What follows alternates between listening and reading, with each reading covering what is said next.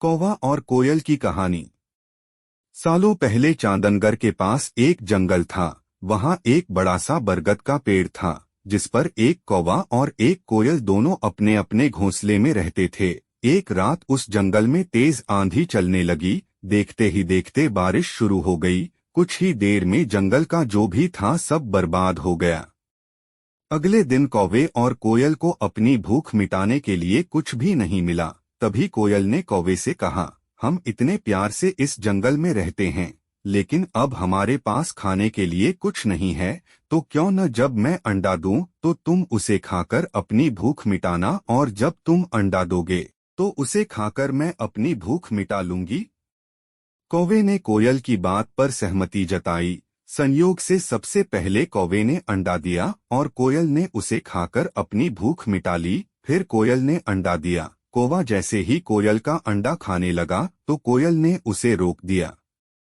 कोयल ने कहा, तुम्हारी चोंच साफ नहीं है, तुम इसे धोकर आओ, फिर अंडा खाना। भागकर कौवा नदी के किनारे गया। उसने नदी से कहा, तुम मुझे पानी दो, मैं अपनी चोंच धोकर कोयल का अंडा खाऊंगा। नदी बोली, ठीक है, पानी के लिए तुम एक बर्तन लेकर आओ। अब कौवा जल्दी से कुम्हार के पास पहुंचा। उसने कुम्हार से कहा, मुझे घड़ा दे दो, उसमें मैं पानी भरकर अपनी चोंच धोऊंगा और फिर कोयल का अंडा खाऊंगा।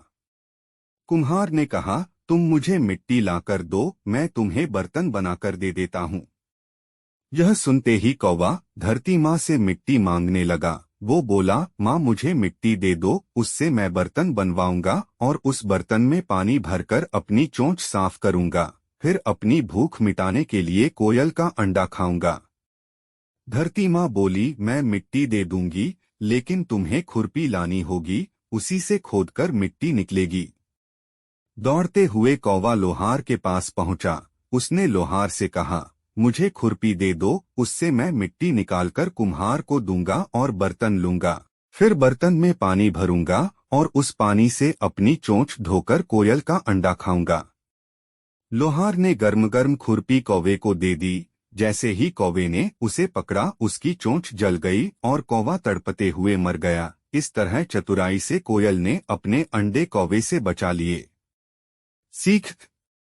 कौवे और कोयल की कहानी यह सीख देती है कि दूसरों पर आंख बंद करके भरोसा नहीं करना चाहिए। इससे नुकसान खुद का ही होता है।